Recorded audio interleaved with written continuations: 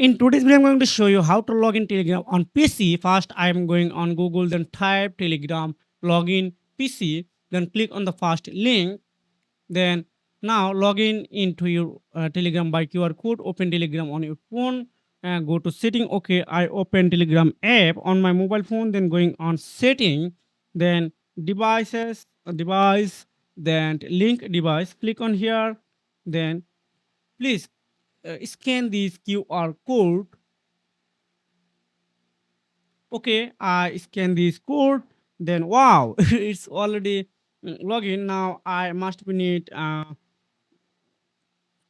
enter my password.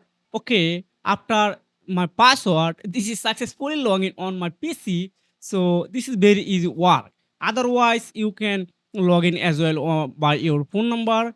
This is same method. So if you have found this video helpful for you, make sure like and subscribe the channel. So you can take care. Goodbye.